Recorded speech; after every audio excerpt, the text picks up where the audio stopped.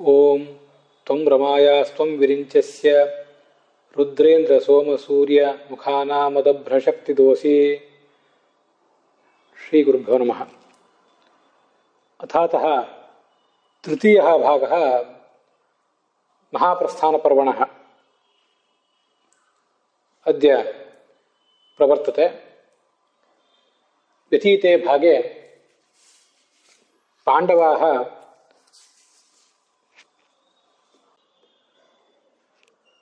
ರಾಜಚಿಹ್ನಾನಿ ಸಂತ್ಯಜ್ಯ ವೈಷ್ಣವಂ ಯೋಗಮಾಸ್ಥಿತಾಃ ದ್ರೌಪದ್ಯಾಸಃ ಸರ್ವೇಪಿ ವೀರಾಧ್ವಾನಂ ಯಯುಃ. ಪ್ರಥಮಂ ಐಶಾನೀಂ ದಿಶಂ ಯಯುಃ. ತತ್ರ ಅರ್ಜುನಃ ಲೋಭಾತ್ ಸ್ವಸ್ಯ ಗಾಂಡಿವಂ ಧನುಃ ನ ಅತ್ಯಜತ್. ಪರಂತು ಅಗ್ನಿಃ ತತ್ರ ಆಗತ್ಯ ಧರ್ಮರಾಜಂ ಗಾಂಡಿವಂ ಧನುಃ ಯಯಾಚೆ. ಧರ್ಮರಾಜೇನ ಚೋದಿತಃ ಅರ್ಜುನಃ ತಂ ಸಾಗರೆ ಪ್ರಾಶ್ಚತ್. ಅಗ್ನಿಃ ವರುಣೆ ಪ್ರಾತಿಭಾವ್ಯಂ ನಿಸ್ತೀರ್ಯ ಅದೃಶ್ಯತಾಂ ಯಯೌ. ತೇಪಿ ಸಪ್ತ ಸಮುದ್ರಾನ್ ಪ್ಲವಂತಃ ಸಪ್ತಭಿಃ ಅಹೋಭಿಃ ಗಂಧಮಾದನಂ ಯಯುಃ.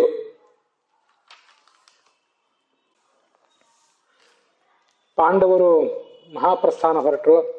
ಅರ್ಜುನ ತನ್ನ ಗಾಂಡೀವ ಧನಸ್ಸನ್ನು ಪರಿತ್ಯಜಿಸಿದ. ಈ ಎಲ್ಲ ಭಾಗಗಳನ್ನು ಈ ಹಿಂದೆ ನಾವು ನೋಡಿದ್ದೇವೆ. ಮುಂದೆ ಇವತ್ತು ನಾವು ನೋಡಬೇಕಾದದ್ದು ಉತ್ತರ ಭಾರತದ ಪಾಠದಲ್ಲಿ ಮತ್ತು ಟಿ ಆರ್ ಕೃಷ್ಣಾಚಾರ್ಯರ ಪಾಠದಲ್ಲಿ ಇದು 2ನೇ ಅಧ್ಯಾಯ ಮಹಾಪ್ರಸ್ಥಾನ ಪರ್ವದ್ದು. ಮತ್ತು ವೈಷ್ಣವ ಪಾಠದಲ್ಲಿ ಇದು 3ನೇ ಅಧ್ಯಾಯ. ಹೀಗೆ ಆ ಪಾಂಡವರು ಪ್ರಯಾಣ ಮಾಡ್ತಿದ್ರು. ಹಿಮಾಲಯ ಪರ್ವತವನ್ನು ನೋಡಿದರು.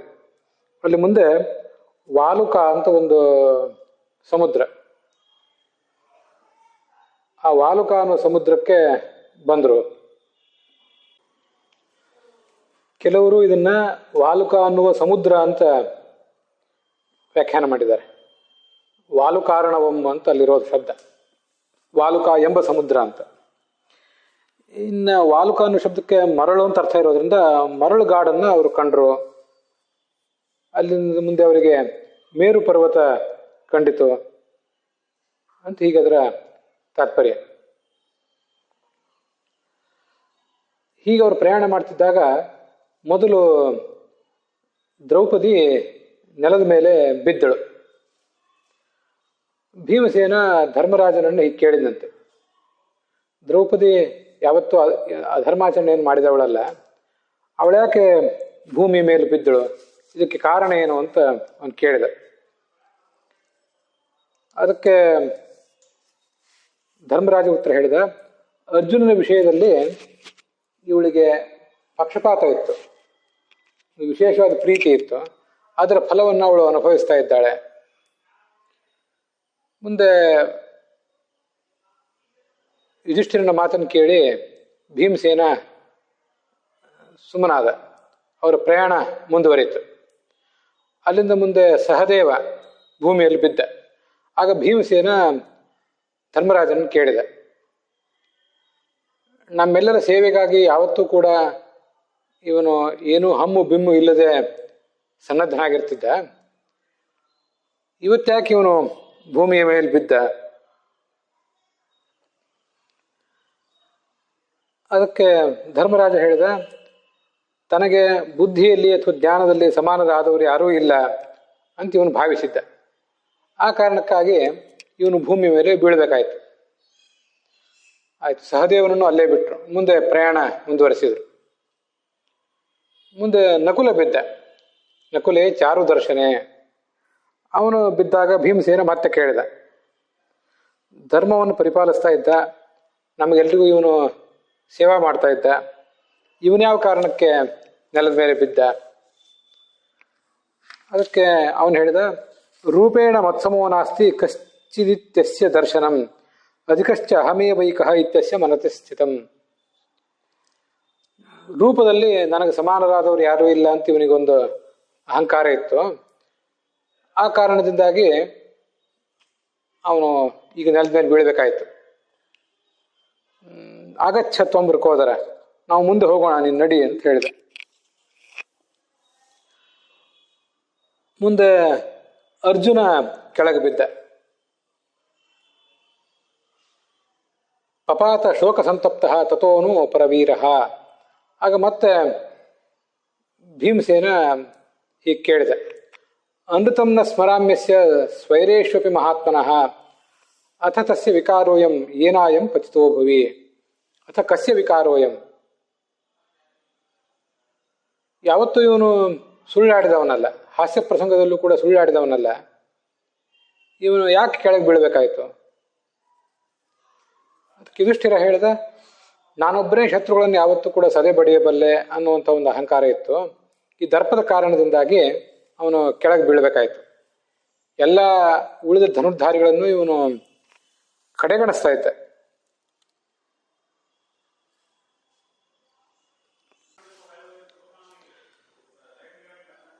ಏಕಾನ್ಹ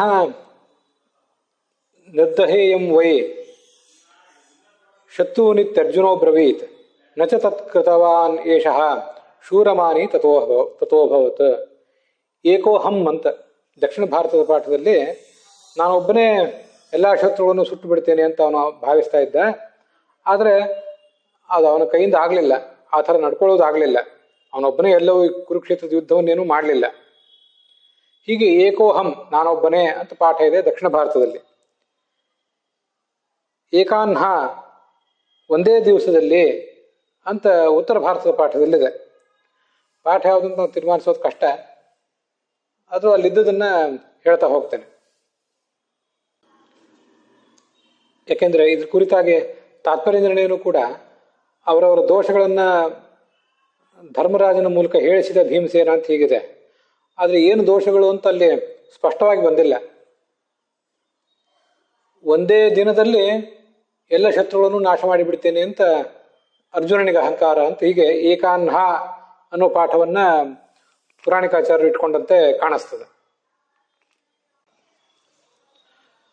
ಗೋವಿಂದಾಚಾರ್ಯರು ತಮ್ಮ ವ್ಯಾಖ್ಯಾನದಲ್ಲಿ ಏಕೋಹಂ, ನಾನೊಬ್ಬನೇ ಈ ಎಲ್ಲ ಶತ್ರುಗಳನ್ನು ಕೊಂದು ಬಿಡ್ತೇನೆ ಅಂತ ಆತ ಹೇಳಿದ್ದು, ಅರ್ಜುನ ಹೇಳಿದ್ದನ್ನ ಉಲ್ಲೇಖಿಸ್ತಾರೆ.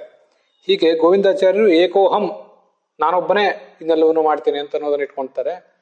ಅರ್ಜುನ ಅಭಿಪ್ರಾಯವನ್ನು ಇಟ್ಕೋತಾರೆ. ಮತ್ತೆ ಪುರಾಣಿಕಾಚಾರ್ಯರು ನಾನು ಒಂದೇ ದಿವಸದಲ್ಲಿ ಎಲ್ಲ ಕಾರ್ಯವನ್ನು ಮಾಡಿಬಿಡ್ತೇನೆ ಅಂತ ಹೇಳಿದ್ದನ್ನ ಉಲ್ಲೇಖಿಸ್ತಾರೆ.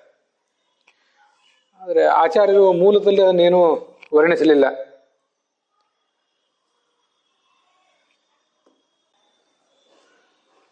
ಅರ್ಜುನನ ವಿಷಯವಾಗಿ ಧರ್ಮರಾಜ ಹೇಳ್ತಾ ಹೋದ, ಅವನಿಗೆ ಅಹಂಕಾರ ಇದ್ದಿದ್ದರಿಂದ ಹೀಗಾಯಿತು. ಮನುಷ್ಯ ಯಾರು ತನ್ನ ಏಳಿಗೆಯನ್ನು ಕಲ್ಯಾಣವನ್ನು ಬಯಸ್ತಾನೆ ಯಾವತ್ತೂ ಅವನು ಹೀಗೆ ಅಹಂಕಾರ ಪಡಬಾರದು ಅಂತ ಧರ್ಮರಾಜ ಅರ್ಜುನನ ಬಗ್ಗೆ ಹೇಳಿದೆ. ಅದರ ಮುಂದೆ ಭೀಮಸೇನನೇ ಕೆಳಗೆ ಬಿದ್ದ. ಅವನು ಬಿದ್ದವನೇ ಪ್ರಜ್ಞೆ ಕಳ್ಕೊಳ್ಳಿಲ್ಲಂತೆ. ಧರ್ಮರಾಜನನ್ನು ಕೇಳಿದ, ಇಲ್ಲಿ ನೋಡು, ನಿನಗೆ ಬಹಳ ಪ್ರೀತಿ ಪಾತ್ರ ನಾನು ಕೂಡ ಕೆಳಗೆ ಬಿದ್ದುಬಿಟ್ಟೆ, ನಾನು ಬಿದ್ದದಕ್ಕೆ ಏನು ಕಾರಣ? ಅದಕ್ಕೆ ಧರ್ಮರಾಜ ಹೇಳಿದ, ನೀನು ಬಹಳ ತಿಂತಾ ಇದ್ದೆ, ವಿಪರೀತ ಭೋಜನ ಅಂತ ಅನ್ನೋದು ನಿಂದೊಂದು ದೋಷ ಆಗಿತ್ತು. ಮತ್ತೆ ಇನ್ನೊಬ್ಬರ ಬಲವನ್ನು ಪರಿಗಣಿಸದೆ ನೀನು ನಿನ್ನ ಬಲದ ಬಗ್ಗೆ, ನಿನ್ನ ಶಕ್ತಿಯ ಬಗ್ಗೆ ಕೊಚ್ಚಿಕೊಳ್ತಾ ಇದ್ದೆ, ಆದ್ರಿಂದ ನೀನು ಬಿದ್ದು ಹೋಗಿದ್ದೆ.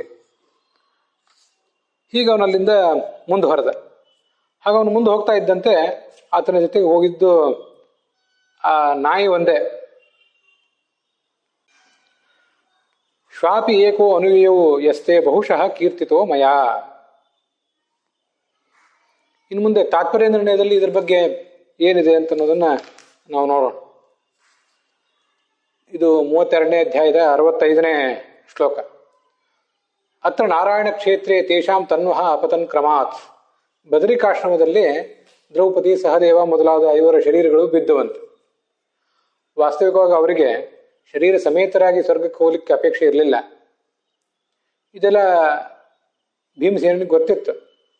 ಆದ್ರಿಂದಲೇ ಅವರು ಆ ಶರೀರವನ್ನು ಪರಿತ್ಯಾಗ ಮಾಡಿದರು. ಯಾವ ದೋಷದಿಂದ ಅವರು ಶರೀರ ಪರಿತ್ಯಾಗ ಮಾಡಿದರು ಅಂತ ಧರ್ಮರಾಜನನ್ನ ಅವನು ಬೇಕಂತ ಕೇಳಿದ. ಯಾಕೆಂದ್ರೆ ಮೃತಿಕಾಲೇ ಹಿ ಯೋಯಸ್ಯ ದೋಷಂ ವಕ್ತಿ ರಣಮೋಚನಂ ತಸ್ಮಾತ್ ಸ್ಯಾತ್ ಉಕ್ತ ದೋಷಸ್ಯ ಇತಿ ಆಹ ಯತ್ ಶ್ರುತಿರೇವಯತ.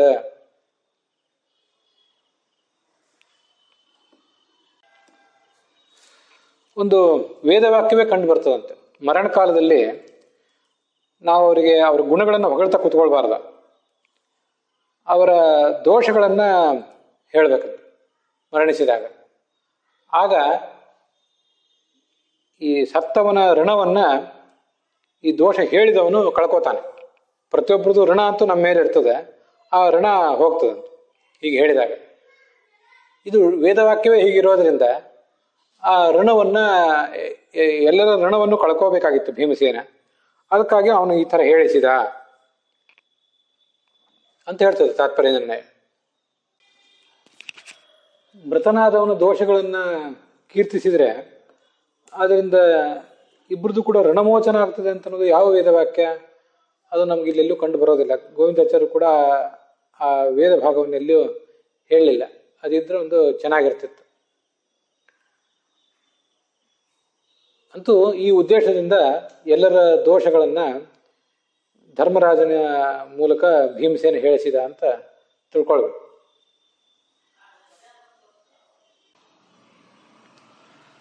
ಸೋಪಿ ಇಚ್ಛಾ ಪತಿತಾನ್ ದೇಹಾನ್ ಅಜಾನನ್ ಶುದ್ಧ ಕರ್ಮಣಾಂ ಅಪಶ್ಯನ್ ಕಾರಣಂ ಪ್ರಾಪ ದೋಷಾನ್ ಸ್ಯಾದೇವಮಿತ್ಯಪಿ ರಾಜಾ ಸಂಭಾವನಾ ಮಾತ್ರಾತ್ ನಹಿ ಕಾರ್ಯಮಕಾರಣಂ. ಧರ್ಮರಾಜನಿಗೆ ಈ ವಿಷಯ ಪೂರ್ಣವಾಗಿ ಆವಾಗ ಮನವರಿಕೆ ಆಗಿದ್ದಿಲ್ಲ ಅಂತ ಹೇಳ್ತಾರೆ ತಾತ್ಪರ್ಯ ನಿರ್ಣಯ. ದ್ರೌಪದಿ ಮೊದಲಾದವರು ತಮ್ಮ ತಮ್ಮ ಶರೀರವನ್ನ ಸ್ವೇಚ್ಛೆಯಿಂದಲೇ ಬಿಟ್ರು. ವಾಸ್ತವಿಕವಾಗಿ ಅವರು ಶುದ್ಧ ಕರ್ಮವನ್ನು ಮಾಡುವಂಥವರು. ಅವರಿಗೆ ಈ ಶರೀರ ಪಾತಕ್ಕೆ ಕಾರಣವಾದಂಥ ದೋಷ ಏನೂ ಇರಲಿಲ್ಲ. ಅಜಾನನ್ ಸ್ವೇಚ್ಛೆಯಿಂದಲೇ ಅವರು ಶರೀರವನ್ನು ಬಿಟ್ಟರು ಅಂತ ಅನ್ನೋದನ್ನು ಧರ್ಮರಾಜ ತಿಳಿಲಿಲ್ಲ. ಹಾಗಾದ್ರೆ ಈ ದೇಹ ಬಿತ್ತು ಯಾಕೆ? ಅದಕ್ಕೆ ಬೇಕಾದ ಪಾಪವೂ ಕೂಡ ಅವನಲ್ಲಿ ಕಾಣಲಿಲ್ಲ ಅಂತ ಆದಾಗ ಅವನು ಈಗ ಊಹೆಯಿಂದ ಹೇಳಿದ, ಕೇವಲ ಈ ಥರ ಊಹೆ ಮಾಡಿದ ಅಷ್ಟೇ. ಇಂತಿಂಥ ದೋಷ ಅವರಲ್ಲಿ ಇದ್ದಿರಬಹುದು, ಆ ದೋಷದ ಕಾರಣದಿಂದಾಗಿ ಹೀಗಾಯಿತು ಅಂತ ಆತ ಊಹೆ ಮಾಡಿದ ಅಂತಾರೆ. ಕಾರಣವಿಲ್ಲದೆ ಕಾರ್ಯ ಆಗೋದಿಲ್ಲ. ದೇಹಪಾತ ಆಗಿದೆ, ಅದಕ್ಕೊಂದು ಏನಾದ್ರು ದೋಷವೇ ಇದ್ದಿರಬೇಕು ಅಂತ ಆತ ಊಹೆ ಮಾಡಿ ಈ ದೋಷಗಳನ್ನು ಹೇಳಿದ. ಒಂದು ವೇದವಾಕ್ಯವೇ ಇದೆ. ಆ ವೇದವಾಕ್ಯವನ್ನು ಇಲ್ಲಿ ಹೇಳ್ತಾರೆ. ಇದೇನು ಈಗ ಶ್ಲೋಕ ಇದೆಯಲ್ಲ, ಸ್ವಚ್ಛಂದ ಮೃತ್ಯವೋ ಯೋಗಾತ್ ದೇಹಾನುತ್ಸೃಜ್ಯ ಪಾಂಡವಾಹ ಕೃಷ್ಣಾಚಾಪ ಪರಂ ಸ್ಥಾನಂ ಎನ್ನ ಯಾಂತ್ಯಪಿ ದೇವತಾ ಅಂತ ತಾತ್ಪರ್ಯ ನಿರ್ಣಯದಲ್ಲಿ ಬಂದದ್ದು. ಇದೊಂದು ವೇದವಾಕ್ಯವೇ ಇದೆ. ಪಾಂಡವರು ಸ್ವಚ್ಛಂದ ಮೃತ್ಯುಗಳು. ಆದ್ದರಿಂದ ಯೋಗ ಮಾರ್ಗದ ಮೂಲಕ ಅವರು ಶರೀರ ಪರಿತ್ಯಾಗ ಮಾಡಿದರು, ಉತ್ತಮ ಲೋಕ ಹೊಂದಿದರು. ಆದ್ರಿಂದ ಅವರು ಪಾಪದ ಕಾರಣದಿಂದಾಗಿ ದೇಹ ಹೊಂದಲಿಲ್ಲ ಅಂತ ಅನ್ನೋದನ್ನ ಈ ವೇದವಾಕ್ಯದ ಮೂಲಕ ತಿಳ್ಕೋಬೇಕು. ವೇದವಾಕ್ಯವನ್ನೇ ಆಚಾರ್ಯ ವೇದದ ಶ್ಲೋಕವನ್ನೇ ಇಲ್ಲಿ ಕೋಟ್ ಮಾಡಿದ್ದಾರೆ ಆಚಾರ್ಯ. ಮತ್ತೆ ಸ್ಕಂದ ಪುರಾಣದ ಮಾತು ಇದೆ. ಋಣಾನ್ ನ್ಯುನ್ಮುಚ್ಯ ದೋಷೋಕ್ತ್ಯ ಸ್ವಾನಾಂ ಭೀಮಃ ಸ್ವಕಾಂತನುಂ ತತ್ಯಾಜ ಪರಮಂ ಧ್ಯಾಯನ್ ನಾಪಚ ಸ್ಥಾನಮುತ್ತಮಂ. ಇದು ಸ್ಕಂದ ಪುರಾಣೋಕ್ತಂ ವ್ಯಾಸವಾಕ್ಯಂ ಋಷೀನ್ ಪ್ರತಿ. ಸ್ಕಂದ ಪುರಾಣದಲ್ಲಿ ವೇದವ್ಯಾಸರು ಋಷಿಗಳಿಗೆ ಹೇಳಿದಂಥ ಒಂದು ಮಾತು ಇದೆ. ಭೀಮ ತನ್ನವರೆಲ್ಲರನ್ನೂ ಕೂಡ ದೋಷದಿಂದ ವಿಮುಕ್ತರನ್ನಾಗಿ ಮಾಡಿದ. ದೋಷಾರೋಪಣವನ್ನು ಮಾಡುವ ಮೂಲಕ ಋಣದಿಂದ ಮುಕ್ತರನ್ನಾಗಿ ಮಾಡಿದ. ಮತ್ತೆ ತಾನೂ ಕೂಡ ಉತ್ತಮ ಲೋಕವನ್ನು ಹೊಂದಿದ. ಇದು ಸ್ಕಂದ ಪುರಾಣದ ಮಾತು. ದ್ರೌಪದಿ ಮತ್ತು ಇವರೆಲ್ಲರ ದೋಷದ ಕುರಿತಾಗಿ ಹೀಗೊಂದು ಪರಾಮರ್ಶೆ ಮಾಡ್ತದೆ ತಾತ್ಪರ್ಯ ನಿರ್ಣಯ. ಭೀಮನನ್ನು ಹೊರತುಪಡಿಸಿ ಉಳಿದ 4 ಹೋಲಿಸಿದರೆ ಅರ್ಜುನನಲ್ಲಿ ಅವಳಿಗೆ ಪಕ್ಷಪಾತ ಇರುವುದು ಯೋಗ್ಯವೇ. ಅದು ಯಾವ ರೀತಿಯಿಂದ ಕೂಡ ಅವಳಿಗೆ ದೋಷ ಅಲ್ಲ. ಪಂಚಪಾಂಡವರಲ್ಲಿ ಗುಣಜ್ಯೇಷ್ಠ, ತಾರತಮ್ಯದ ದೃಷ್ಟಿಯಿಂದ ಜ್ಯೇಷ್ಠನಾದವನು ಭೀಮ. ಅವನ ನಂತರ ಇರುವವನೇ ಅರ್ಜುನ. ಅವನ ಬಗ್ಗೆ ಅವಳಿಗೆ ಪಕ್ಷಪಾತ ಇರೋದು ಯೋಗ್ಯವೇ. ಭೀಮ ವಾಯುಸ್ವರೂಪ, ಅದರಿಂದ ದ್ರೌಪದಿಗೆ ಅವನು ನಿಯತಪತಿ. ಆ ವಾಯುವಿನ ಆವೇಶ ಎಲ್ಲಿ ಅಧಿಕ ಇರ್ತದೋ ಅವ್ರ ಬಗ್ಗೆ ಅವಳಿಗೆ ಅಧಿಕ ಪ್ರೀತಿ ಇರ್ತದೆ. ಇಂದ್ರನ ಅವತಾರನಂಥ ಅರ್ಜುನನಲ್ಲಿ ವಾಯುವಿನ ಆವೇಶ ಅಧಿಕ ಇತ್ತು. ಆದ್ರಿಂದ ಆ ಪಕ್ಷಪಾತ ಅರ್ಜುನನ ಬಗ್ಗೆ ಅವಳಿಗೆ ಇದ್ದದ್ದು ಉಚಿತವೇ. ಮತ್ತೆ ನೀತಿ, ರೂಪ, ವೀರ್ಯ, ಬಲ ಇವೆಲ್ಲ ಪಾಂಡವರಲ್ಲಿ ಕ್ರಮವಾಗಿ ಹೆಚ್ಚಿತ್ತು. ಸಹದೇವ, ಆಮೇಲೆ ನಕುಲ, ಆಮೇಲೆ ಅರ್ಜುನ, ಭೀಮ, ಹೀಗೆಲ್ಲ ನಕುಲ ಇವರಲ್ಲೆಲ್ಲ ಇತ್ತು. ತಾರತಮ್ಯ ಕ್ರಮವಾಗಿ ಇತ್ತು.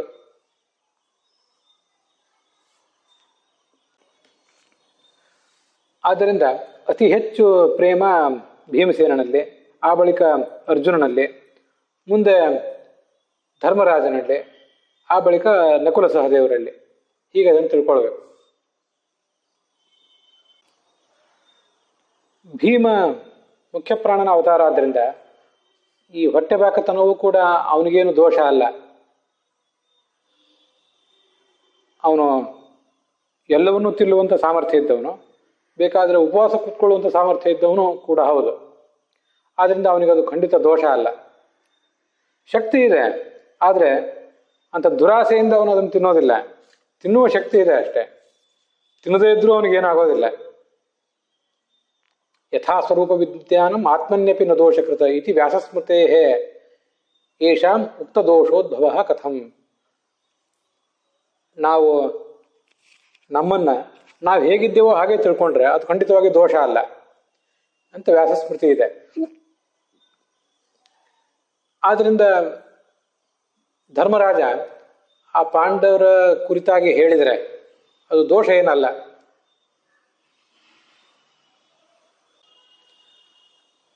ನಾನು ಹೇಳುವಾಗ ಸ್ವಲ್ಪ ವ್ಯತ್ಯಾಸ ಮಾಡಿ ಹೇಳಿದೆ. ಧರ್ಮರಾಜ ಪಾಂಡವರಲ್ಲಿ ದೋಷ ಇದೆ ಅಂತ ಹೇಳಿದ. ವಸ್ತುತಃ ಅದು ದೋಷ ಏನಲ್ಲ. ನಕುಲ ತನ್ನನ್ನು ಏನು ತಿಳ್ಕೊಂಡಿದ್ನೋ, ಮತ್ತೆ ಸಹದೇವ ತನ್ನನ್ನು ಏನು ತಿಳ್ಕೊಂಡಿದ್ನೋ ಅದೆಲ್ಲವೂ ಅವರವರಲ್ಲಿ ಉಚಿತವೇ ಆಗಿತ್ತು. ಸಹದೇವ ತನ್ನನ್ನು ತಾನು ರಾಜನೀತಿಜ್ಞ ಅಂತ ತಿಳ್ಕೊಂಡ್ರೆ ಅದು ತಪ್ಪಲ್ಲ, ಅವನು ನೀತಿಜ್ಞನೇ. ಹಾಗೆ ನಕುಲ ತಾನು ರೂಪವಂತ ಅಂತ ತಿಳ್ಕೊಂಡ್ರೆ ಅದು ತಪ್ಪಲ್ಲ. ಅರ್ಜುನ ತಾನು ವೀರ ಅಂತ ತಿಳ್ಕೊಂಡ್ರೆ ಅದು ತಪ್ಪಲ್ಲ. ಭೀಮ ತಾನು ಬಲಿಷ್ಠ ಅಂತ ಹೇಳಿದ್ರೆ ಅದು ತಪ್ಪಲ್ಲ. ತಮ್ಮಲ್ಲಿ ಇಲ್ಲದೇ ಇರುವಂತಹ ಶಕ್ತಿಯನ್ನು ಯಾರಾದ್ರೂ ಹೇಳ್ಕೊಂಡ್ರೆ ಅದು ಮಾತ್ರ ಬಲ. ನಾನೇ ದೊಡ್ಡ ನೀತಿಜ್ಞ ಅಂತ ಸಹದೇವ ಹೇಳ್ಕೊಂಡ್ರೆ ಅದು ತನಗಿಂತ ಜ್ಯೇಷ್ಠರಾದವ್ರಿಗಿಂತಲೂ ತಾನು ಹೆಚ್ಚು ನೀತಿಜ್ಞ ಅಂತ ಅವನೇನು ಭಾವಿಸಿರೋದಿಲ್ಲ. ಅವನು ಜ್ಞಾನಿಯೇ, ತಾರತಮ್ಯವನ್ನೆಲ್ಲ ಬಲ್ಲವನೇ. ಆದ್ರಿಂದ ತನಗಿಂತ ಕೆಳಗಿನವರಿಗಿಂತ ತಾನು ಹೆಚ್ಚು ನೀತಿಜ್ಞ ಅಂತ ಅವನು ತಿಳ್ಕೊಂಡಿರ್ತಾನೆ. ಹಾಗೆ ಸಹದೇವನು ನಕುಲನು ಕೂಡ ತನ್ನ ರೂಪದ ಬಗ್ಗೆ ಭಾವಿಸಿರುವುದು ಅಷ್ಟೇ ಆಗಿದೆ. ಅಧಸ್ಸಪತ್ನಾಮೇ ಪದೋ ರಿಮೇ ಸರ್ವೇ ಅಭಿಷ್ಠಿತಾ ಅಂತ ಋಷಭ ಸೂಕ್ತದಲ್ಲಿ ಭೀಮಸೇನ ಹೇಳ್ತಾನೆ. ನನ್ನ ಕಾಲ ಕೆಳಗೆ ಈ ರಾಕ್ಷಸರೆಲ್ಲ ಬಿದ್ದು ನುಚ್ಚು ನೂರಾಗಿದ್ದಾರೆ ಅಂತ. ಮತ್ತಃ ಪರತರಂ ನಾಣ್ಯತ್ ಕಿಂಚಿದಸ್ತಿ ಧನಂಜಯ ಅಂತ ಭಗವದ್ಗೀತಾದಲ್ಲಿ ಕೃಷ್ಣನು ಕೂಡ ಹೇಳ್ತಾನೆ. ಆದ್ರಿಂದ ಇವರು ಯಾರ ಶಕ್ತಿಯೂ ಕೂಡ ಶಕ್ತಿ ತಮ್ಮಲ್ಲಿರುವ ಶಕ್ತಿಯನ್ನ ಯಥಾವತ್ತಾಗಿ ಹೇಳ್ಕೊಂಡ್ರೆ ಅದು ದೋಷ ಅಲ್ಲ. ಆದ್ರೆ ಹಾಗಾದ್ರೆ ನಕುಲ, ಸಹದೇವ, ಅರ್ಜುನ ಇವರಲ್ಲೆಲ್ಲ ಅಹಂಕಾರ ಬರೋದಿಲ್ವಾ? ಬರುವ ಸಾಧ್ಯತೆ ಇದೆಯಲ್ಲ. ಯಾಕೆಂದ್ರೆ ಅವ್ರು ಯಾರು ಋಜುಗುಣಸ್ಥರಾದ ದೇವತೆಗಳಲ್ಲ. ಕೆಲವು ಬಾರಿ ಇಂಥದ್ದು ಬರಬಹುದಲ್ಲ. ಅಂದ್ರೆ ಕದಾಚಿತ್ ಅತಿಮಾನೋಪಿ ತ್ರಯಾಣ ಮೇಷು ಜಾಯತೆ, ಇಲ್ಲ ಅಂತಲ್ಲ. ತಮ್ಮ ರೂಪದ ಬಗ್ಗೆ, ತನ್ನ ಜ್ಞಾನದ ಬಗ್ಗೆ, ತನ್ನ ಶಕ್ತಿಯ ಬಗ್ಗೆ ನಕುಲ ಸಹದೇವರಿಗೆ ಮತ್ತು ಅರ್ಜುನನಿಗೆ ಅಂತ ಅಹಂಕಾರ ಬರುವುದು ಸಹಜವೇ. ಆದರೆ ಅದು ದೇಹ ಪಾತಕ್ಕೆ ಕಾರಣ ಆಗೋದಿಲ್ಲ.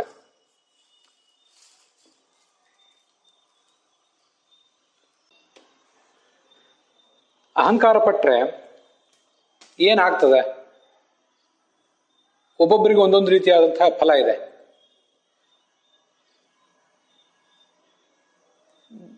ಗುಣದೋಷಾಧಿಕಾಲ್ಪತ್ವ ಅಲ್ಪತ್ವಾತ್ ಅತ್ರಸ್ಥಮಪಿ ಶ್ರುತಂ ಪ್ರಾರಬ್ಧ ಕರ್ಮನಾಶೇಹಿ ಪತೇತ ದೇಹೋಪ್ಯಪಾಯಿನಃ.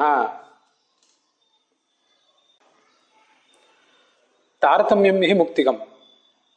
ಮುಕ್ತಿಯಲ್ಲಿ ಮನುಷ್ಯರಿಗೆ ಏನೋ ಆನಂದ ಸಿಗಬೇಕು, ಅಲ್ಲಿ ಹ್ರಾಸ ಆಗ್ತದೆ ಇಂಥ ಅಹಂಕಾರ ಪಟ್ಟರೆ. ಇದು ಎಲ್ಲ ವೇದವಾಕ್ಯಗಳಿಂದ ಸಿದ್ಧವಾದಂಥ ವಿಚಾರ, ಪುರಾಣಗಳಿಂದಲೂ ಕೂಡ ಸಿದ್ಧವಾದ ವಿಚಾರ. ಆಚಾರ್ಯರು ತಮ್ಮ ಸರ್ವಮೂಲದಲ್ಲಿ ಅನೇಕ ಕಡೆ ಇದನ್ನು ವರ್ಣನೆ ಮಾಡಿಯೇ ಇದ್ದಾರೆ.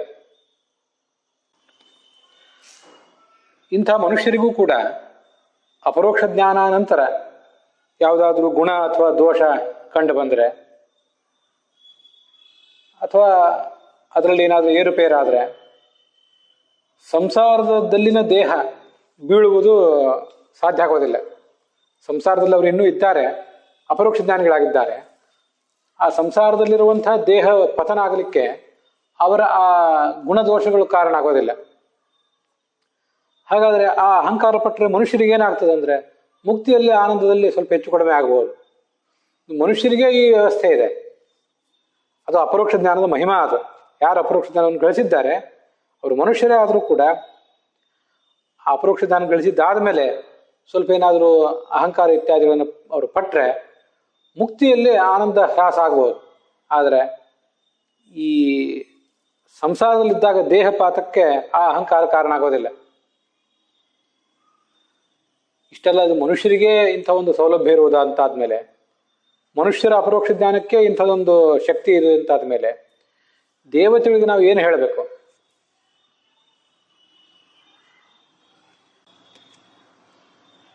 ಹಾಗಾದ್ರೆ ದೇಹ ಬೀಳ್ತದೆ ಯಾಕೆ ಅಂದರೆ, ವ್ಯಕ್ತಿ ಏನು ಪ್ರಾರಬ್ಧ ಕರ್ಮವನ್ನು ಮಾಡಿದ್ದಾನೆ, ಆ ಪ್ರಾರಬ್ಧ ಕರ್ಮ ಎಷ್ಟರವರೆಗಿದೆಯೋ ಅಷ್ಟರವರೆಗೆ ಆ ದೇಹ ಇರ್ತದೆ. ವ್ಯಕ್ತಿ ಪಾಪರಹಿತನೇ ಆಗಿರಲಿ, ಪಾಪ ಸಹಿತನೇ ಆಗಿರಲಿ, ಅವನು ಎಂಥವನೇ ಆಗಿರಲಿ, ಅವನಿಗೊಂದು ಆ ದೇಹ ಹೋಗ್ಲಿಕ್ಕೆ ಒಂದು ಇತಿಮಿತಿ ಇದೆ. ಆ ದೇಹ ಎಲ್ಲಿವರೆಗೆ ಪ್ರಾರಬ್ಧ ಕರ್ಮ ಇದೆಯೋ ಅಲ್ಲಿವರೆಗೆ ದೇಹ ಇರ್ತದೆ. ಯಾವಾಗ ಪ್ರಾರಬ್ಧ ಕರ್ಮ ಮುಕ್ತಾಯ ಕಾಣ್ತದೋ ಆಗ ದೇಹ ಹೊರಟೋಗ್ತದೆ.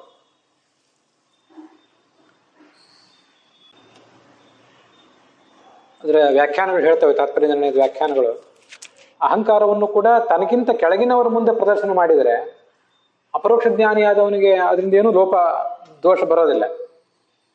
ಹಿರಿಯರ ಮುಂದೆ ಪ್ರದರ್ಶನ ಮಾಡಿದರೆ ಮುಕ್ತಿಯಲ್ಲಿ ಆನಂದಾಭಿವ್ಯಕ್ತಿಯಲ್ಲಿ ನ್ಯೂನತೆ ಆಗ್ತದೆ.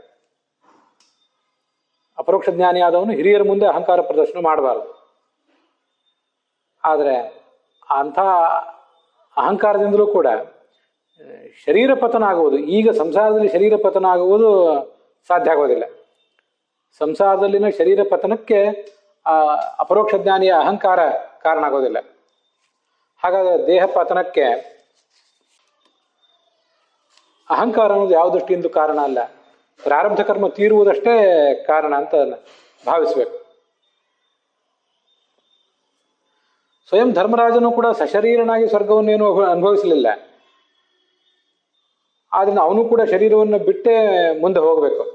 ಗಂಗಾ ನದಿಯಲ್ಲಿ ಶರೀರವನ್ನು ವಿಸರ್ಜಿಸುವಂತ ಹೇಳ್ತಾರೆ ಅವನಿಗೆ ದೇವತೆಗಳು. ಮುಂದೆ ಅದನ್ನು ನಾವು ನೋಡೋರಿದ್ದೇವೆ. ಆದ್ರಿಂದ ಭೀಮ, ಅರ್ಜುನ, ನಕುಲ, ಸಹದೇವ, ದ್ರೌಪದಿಯವರು ಕೂಡ ಪ್ರಾರಬ್ಧ ಕರ್ಮ ತೀರುತ್ತಾದ್ರಿಂದ ಶರೀರವನ್ನ ಬಿಟ್ಟೇ ಬಿಟ್ರು ಹೊರತು ಅಹಂಕಾರ ದೋಷಗಳಿಂದಾಗ ಅವರ ಶರೀರವನ್ನ ಬಿಟ್ಟದ್ದಲ್ಲ.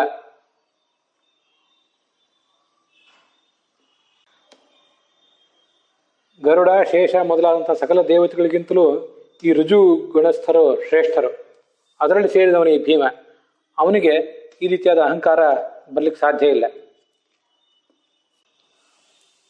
ಮತ್ತವನು ಅಹಂಕಾರವನ್ನು ತೋರಿಸಿದ್ರು ಅದವನ ಸಹಜವಾದ ಬಲದ ಆತ್ಮವಿಶ್ವಾಸವೇ ಆಗಿರ್ತದೆ ಹೊರತು ಅದು ಯಾವ ರೀತಿಯಿಂದ ದೋಷ ಅಲ್ಲ ಅಂತ ಅದನ್ನು ತಿಳ್ಕೊಳ್ಬೇಕು.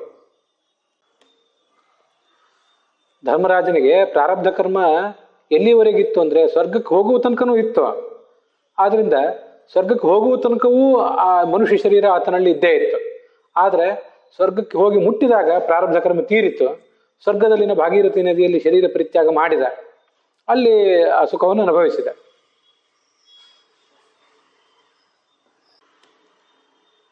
ಇದೆಲ್ಲ ಗಮನಿಸಬೇಕಾದ ಸಂಗತಿ.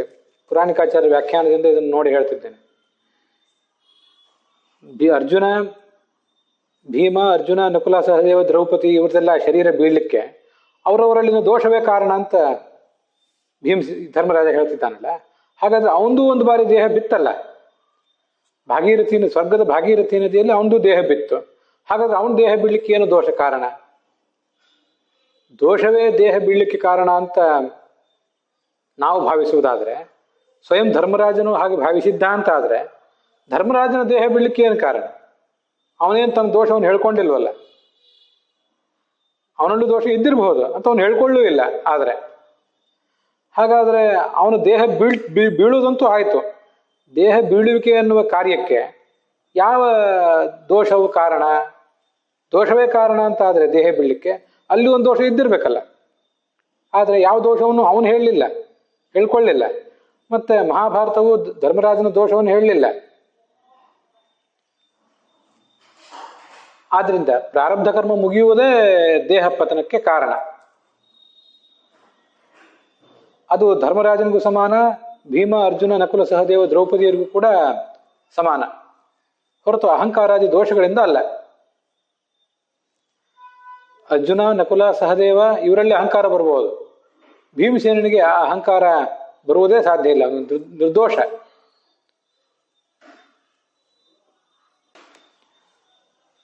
ಅವನಲ್ಲಿ ಯಾವುದೇ ರೀತಿಯಾದ ಅಹಂಕಾರ ಇಲ್ಲ ಅನ್ನೋದನ್ನ ಕೃಷ್ಣನು ಕೂಡ ಮನಗಂಡಿದ್ದ. ಯತ್ಕಿಂಚಾತ್ಮನಿ ಕಲ್ಯಾಣಂ ಸಂಭಾವಯಸಿ ಪಾಂಡವ ಸಹಸ್ರ ಗುಣಮಪ್ಯೇತತ ತ್ವಯಿ ಸಂಭಾವಯಾಮ್ಯಹಂ. ಹಿಂದೆ ಉದ್ಯೋಗ ಪರ್ವದಲ್ಲಿ ಪಂಚಪಾಂಡವರು ಯುದ್ಧಕ್ಕೆ ಸನ್ನದ್ಧರಾಗಿದ್ದಾಗ ಭೀಮಸೇನಿಗೆ ಈ ಕೃಷ್ಣ ಹೇಳ್ತಾನೆ, ನಿನ್ನಲ್ಲಿ ಏನು ಶಕ್ತಿ ಇದೆ ಅಂತ ನೀನು ಹೇಳಿಕೊಳ್ತೀಯೋ, ವಾಸ್ತವಿಕವಾಗಿ ಆ ಶಕ್ತಿಗಿಂತ ಹೆಚ್ಚಿನ ಶಕ್ತಿಯೇ ಇದೆ. ವಾಸ್ತವಿಕವಾಗಿ ನೀನು ನಿನ್ನಲ್ಲಿರುವ ಎಲ್ಲ ಬಲವನ್ನು, ಶಕ್ತಿಯನ್ನು ಹೇಳ್ಕೊಂಡಿಲ್ಲ, ಕಡಿಮೆನೇ ಹೇಳ್ಕೊಂಡಿದ್ದಿ ನೀನು. ಅದಕ್ಕಿಂತ ಹೆಚ್ಚಿನ ಗುಣಗಳನ್ನೇ, ಸಾವಿರಾರು ಪಾಲು ಹೆಚ್ಚಿನ ಗುಣಗಳನ್ನೇ ನೀನು ಹೊಂದಿದ್ದಿ, ಅದಕ್ಕೆ ನಾನು ಸಾಕ್ಷಿಯಾಗಿದ್ದೇನೆ ಅಂತಾನೆ.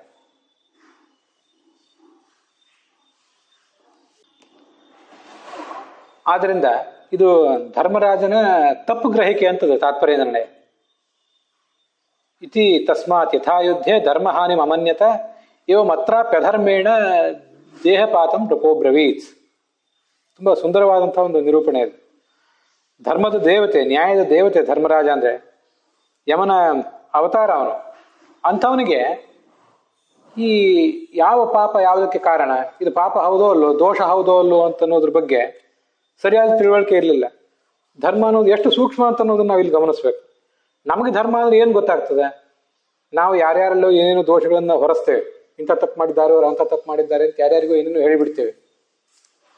ವಸ್ತುತಃ ಅದು ದೋಷವ ಅಂತನ್ನುವುದು ನಮ್ಮ ಗ್ರಹಿಕೆಗೆ ಸರಿಯಾಗಿ ಬರೋದಿಲ್ಲ. ಅನೇಕ ಸರಿ ನಾವು ತಪ್ಪು ತಿಳ್ಕೊಂಡ್ಬಿಡ್ತೇವೆ, ನಮ್ಮನ್ನು ತಪ್ಪು ತಿಳ್ಕೊಳ್ತೀವಿ, ಇತರರನ್ನು ಕೂಡ ತಪ್ಪು ತಿಳ್ಕೊಳ್ತೇವೆ. ಯಾಕೆ? ಇದಕ್ಕೆ ಸಾಕ್ಷಿ ಏನಂದ್ರೆ, ಸ್ವಯಂ ಧರ್ಮರಾಜ, ಧರ್ಮದ ದೇವತೆ, ಇನ್ನೊಬ್ಬರ ನ್ಯಾಯ ಅನ್ಯಾಯ ಧರ್ಮಾಧರ್ಮಗಳನ್ನು ತೀರ್ಮಾನ ಮಾಡಿ ಅವರ ಗತಿಯನ್ನು ನಿರ್ಧರಿಸಬೇಕಾದಂಥ, ಅವರಿಗೆ ಕೊಡಬೇಕಾದಂಥ ವ್ಯಕ್ತಿ ಅವನು. ಅವನು ಈ ಎರಡು ತಪ್ಪುಗಳನ್ನು ಮಾಡಿದ್ದಂತ ಹೇಳ್ತದೆ ತಾತ್ಪರ್ಯ ನಿರ್ಣಯ. ಒಂದು, ದ್ರೋಣರನ್ನು ಕೊಲ್ಲುವ ಪ್ರಸಂಗ ಬಂದಾಗ ಅಶ್ವತ್ಥಾಮ ಹತಃ ಕುಂಜರಹ ಅಂತ ಹೇಳಬೇಕಾಗಿತ್ತಲ್ಲ. ಅಶ್ವತ್ಥಾಮ ಎಂಬ ಹೆಸರಿನ ಆನೆ ಸತ್ತೋಯ್ತು ಅಂತ ಹೇಳುವ ಪ್ರಸಂಗ, ಅಶ್ವತ್ಥಾಮ ಹತಃ ಅಂತ ಹೇಳು ಅಂತ ಹೇಳಿದ್ದ ಕೃಷ್ಣ. ಕುಂಜರ ಅಂತ ಅನ್ನೋದನ್ನ ಆಮೇಲೆ ಇವನು ಧರ್ಮರಾಜ ಸೇರಿಸ್ಕೊಂಡ. ಅಶ್ವತ್ಥಾಮ ಹತಃ ಅಂತ ಹೇಳು. ಭೀಮಸೇನ ಅಶ್ವತ್ಥಾಮ ಅನ್ನೋ ಆನೆಯನ್ನು ಕೊಂದು ಹಾಕಿದ್ದ. ಅಶ್ವತ್ಥಾಮ ಹತಃ ಅಂತ ನೀನು ಹೇಳ್ಬಿಡು. ಆಗ ದ್ರೋಣರು ದುಃಖದಿಂದ ಶಸ್ತ್ರ ಕೆಳಗಿಡ್ತಾರೆ, ಅವ್ರನ್ನ ಕೊಂದು ಹಾಕೋಣ ಅಂತ ಕೃಷ್ಣ ಆಲೋಚನೆ ಮಾಡಿದ್ದ. ಆದ್ರೆ ಅದು ಧರ್ಮ ಅಲ್ಲ, ಆ ಥರ ನಾನು ಹೇಳಬಾರ್ದು ಅಂತ ಅವನು ಕೃಷ್ಣನ ಮಾತನ್ನೇ ಕಡೆಗಣಿಸಿದ. ಕೃಷ್ಣ ಹೇಳ್ತಿರುವುದು ಧರ್ಮ ಅಂತ ಅನ್ನೋದ್ರ ಬಗ್ಗೆ ಅವನಿಗೆ ಮನವರಿಕೆ ಆಗಲಿಲ್ಲ. ತಾನು ಸುಳ್ಳು ಆಡಬಾರ್ದು ಅಂತ ಅವನ ನಿಷ್ಠೆ ಇತ್ತೇ ಹೊರತು, ಭಗವಂತ ಹೇಳಿದ್ದು ಧರ್ಮ, ಅದನ್ನೇ ನಾನು ಆಚರಣೆ ಮಾಡಬೇಕು ಅನ್ನುವಂಥ ಮನವರಿಕೆ ಅವನಿಗೆ ಆಗಲಿಲ್ಲ. ಧರ್ಮ ಯುದ್ಧ ಅದು, ಪಾಂಡವರು ಮಾಡಿದ್ದು, ಕೃಷ್ಣ ನಿಂತು ಮಾಡಿಸಿದಂಥ ಯುದ್ಧ ಅದು. ಆ ಯುದ್ಧದಲ್ಲಿ ನಾನೇನೋ ಅಧರ್ಮ ಮಾಡಿಬಿಟ್ಟೆ ಅಂತ ಅವನಿಗೊಂದು ಗ್ರಹಿಕೆ ಬಂದಿತ್ತು. ಅಶ್ವತ್ಥಾಮ ಹತಃ ಅಂತ ಹೇಳುವ ಮೂಲಕ, ಅಶ್ವತ್ಥಾಮ ಹತಃ ಕುಂಜರಹ ಅಂತ ಹೇಳುವ ಮೂಲಕ ಅಶ್ವತ್ಥಾಮ ಹತಃ ಕುಂಜರಹ ಅಂತ ಹೇಳಿದ. ಆದರೆ ಅದನ್ನು ಸ್ವಲ್ಪ ನಿಧಾನವಾಗಿ ಹೇಳಿದ ಅಂತೆಲ್ಲ ಹಿಂದೆ ಕಥೆ ಬಂದಿದ್ದು ನಾವು ಅದನ್ನು ನೋಡಿದ್ದೇವೆ. ಆಗ ದುಃಖಿತರಾದಂಥ ದ್ರೋಣರು ಶಸ್ತ್ರವನ್ನು ಕೆಳಗಿಟ್ರು. ಮುಂದೆ ಧೃಷ್ಟದ್ಯುಮ್ನ ಅವರನ್ನ ಕೊಂದು ಹಾಕಿದ ಅನ್ನೋದನ್ನೆಲ್ಲ ನಾವಲ್ಲಿ ನೋಡಿದ್ದೇವೆ. ಕೃಷ್ಣ ಹೇಳ್ತಿದ್ದಾನೆ ಅಂದಮೇಲೆ, ಸ್ವಯಂ ಧರ್ಮೋ ಧರ್ಮ ವಿದುತ್ತಮ ಅನ್ಸ್ಕೊಂಡಿರುವಂಥ ಕೃಷ್ಣ ಹೇಳ್ತಿದ್ದಾನೆ ಅಂದಮೇಲೆ ಅದು ಖಂಡಿತವಾಗಿಯೂ ಅಧರ್ಮ ಅಲ್ಲ, ಧರ್ಮವೇ ಅದು. ಆದರೆ ಅದನ್ನು ಇವನು ಅಧರ್ಮ ಅಂತ ತಿಳ್ಕೊಂಡ್ಬಿಟ್ಟಿದ್ದ. ಹಾಗೆ ಇಲ್ಲಿಯೂ ಕೂಡ ದ್ರೌಪದಿ ಮೊದಲಾದವರ ದೇಹ ಪರಿತ್ಯಾಗ ಮಾಡಲಿಕ್ಕೆ ವಾಸ್ತವಿಕವಾಗಿ ಅವರು ಪ್ರಾರಬ್ಧ ಕರ್ಮವೇ ತೀರಿದ್ದೇ ಕಾರಣ, ಅವರ ದೋಷ ಕಾರಣ ಅಲ್ಲ. ಆದರೆ ಈ ಧರ್ಮರಾಜ ಅದನ್ನ ಸರಿಯಾಗಿ ಅರ್ಥ ಮಾಡ್ಕೊಳ್ಳಿಲ್ಲ.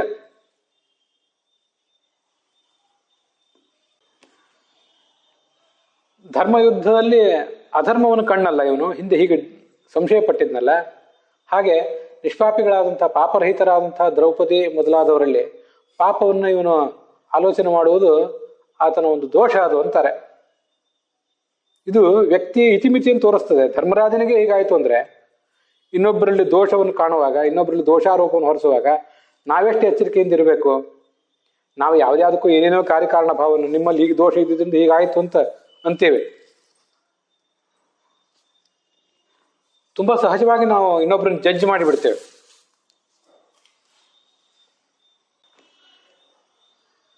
ನಮಗೇನೋ ಎಲ್ಲಾ ಶಾಸ್ತ್ರಗಳ ಜ್ಞಾನ ಇರುವವರಂತೆ, ಸಕಲ ಶಾಸ್ತ್ರಗಳಲ್ಲೂ ನಾವು ಪಾರಂಗತರು ಅಂತ ತಿಳ್ಕೊಂಡಂಥವ್ರಂತೆ, ಮತ್ತೆ ಎದುರಿಗಿನ ವ್ಯಕ್ತಿಯ ಆಳ ಅಗಲ, ಅವನ ಪ್ರಾರಬ್ಧ ಹಿನ್ನೆಲೆ ಮುನ್ನೆಲೆ ಎಲ್ಲ ಗೊತ್ತಿದ್ದವರೋ ಎಂಬ ಭ್ರಾಂತಿಯಿಂದ ನಾವು ವ್ಯಕ್ತಿಗಳನ್ನ ನಮ್ಮನ್ನ ಜಡ್ಜ್ ಮಾಡ್ಲಿಕ್ಕೂ ನಾವೆಷ್ಟು ಅವಸರ ಪಡ್ತೇವೆ. ನಮ್ಮ ದೃಷ್ಟಿಯಲ್ಲಿ ನಾವೊಬ್ರು ಭಾರಿ ಸರ್ವೋತ್ತಮರೇ, ಯಾವತ್ತು ಅಧರ್ಮವನ್ನು ಮಾಡುವವರಲ್ಲ, ಧರ್ಮವನ್ನು ಮೀರುವವರಲ್ಲ. ಇನ್ನೊಬ್ಬರನ್ನ ಅವ್ರ ಹಿನ್ನೆಲೆ ಮುನ್ನೆಲೆಗಳನ್ನ ತೀರ್ಮಾನ ಮಾಡ್ಲಿಕ್ಕೆ ನಮ್ಗೆ ಎಷ್ಟು ಅವಸರ. ವ್ಯಕ್ತಿ ಸ್ವಭಾವ ಇದು. ಅದರಲ್ಲೂ ಧರ್ಮರಾಜ ಮನುಷ್ಯನಾಗಿ ಹುಟ್ಟಿದ್ದ, ಅಲ್ಲಿ ಇಂಥ ಸಮಸ್ಯೆ.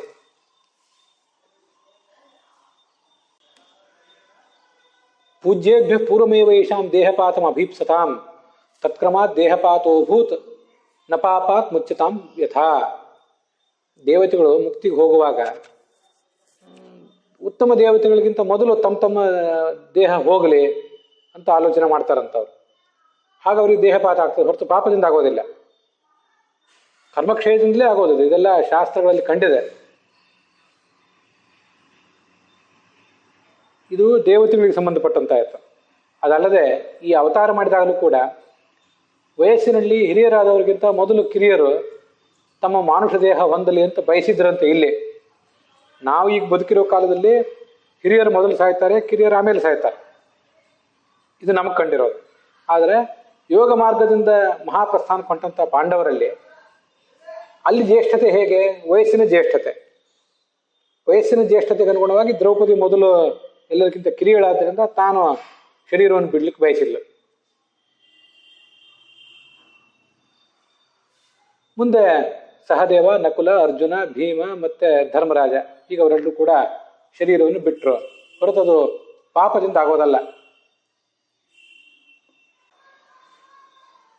ಅಂತೂ ದೇವತೆಗಳು ನಾಳೆ ಮುಕ್ತಿಗೆ ಹೋಗುವಾಗ ತಮ್ಮ ದಿವ್ಯ ದೇಹವನ್ನ ಕಳ್ಕೊಳ್ಳಿಕ್ಕೆ ಬಯಸ್ತಾರೆ. ದಿವ್ಯ ದೇಹವೂ ಅವ್ರಿಗೆ ಬೇಕಾಗಿರೋದಿಲ್ಲ. ಈಗ ಅವರು ಮನುಷ್ಯ ದೇಹದಲ್ಲಿದ್ದಾರೆ. ಅವತಾರ ಮಾಡಿದಂಥ ದೇಹ ಇದು.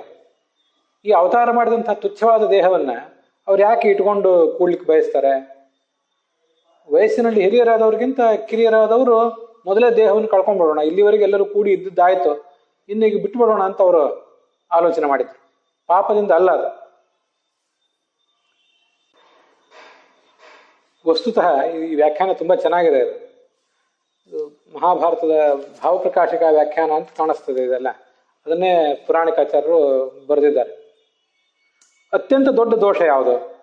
ದ್ರೌಪದಿ, ನಕುಲ, ಸಹದೇವ, ಅರ್ಜುನ, ಭೀಮ ಇವರೆಲ್ಲರೂ ಮಾಡಿದ ದೋಷಕ್ಕಿಂತ ಕೃಷ್ಣನ ಮಾತಿನ ಮೇಲೆ ಅವಿಶ್ವಾಸ ತೋರಿಸಿದ ದೋಷವೇ ಹೆಚ್ಚು ದೊಡ್ಡ ದೋಷ. ಅದು ಧರ್ಮರಾಜನ ಬಹಳ ದೊಡ್ಡ ದೋಷ. ಅವನಿಗೆ ಮೊದಲು ದೇಹಪತನ ಆಗ್ಬೇಕಾಗಿತ್ತು, ಅದಾಗಲಿಲ್ಲ, ಉಳಿದವರಿಗಾಯ್ತು. ಆದ್ರಿಂದ ದೋಷ ಇರುವುದು ಕಾರಣ ಅಲ್ಲ. ಖಂಡಿತವಾಗಿ ಅವರವರು ತಮ್ಮ ಶರೀರವನ್ನು ಬಿಟ್ಟು ಹೋಗ್ಬೇಕು ಅಂತ ಬಯಸಿದ್ರಷ್ಟೇ. ದ್ರೌಪದಿಗೆ ಯಾರ್ದೋ ಬಗ್ಗೆ ಪಕ್ಷಪಾತ ಇರುವುದು, ಸಹದೇವ, ಅರ್ಜುನ, ನಕುಲ, ಭೀಮ ಇವರಿಗೆಲ್ಲ ಅಹಂಕಾರ ಇರುವುದೆಲ್ಲ ಧರ್ಮರಾಜ ಮಾಡಿದ ಪಾಪಕ್ಕೆ ಹೋಲಿಸಿದ್ರೆ ಬಹಳ ಸಣ್ಣ ಪಾಪ ಇದು.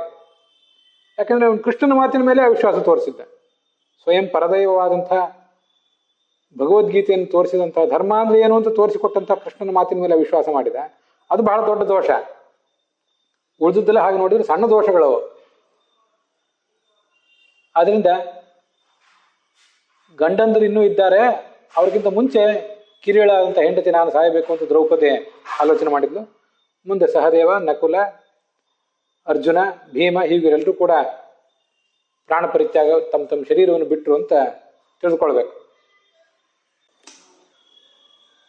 ಅಲ್ಲಿಗೆ ಇವತ್ತಿನ ಭಾಗ ಸಮಾಪ್ತವಾಗಿದೆ.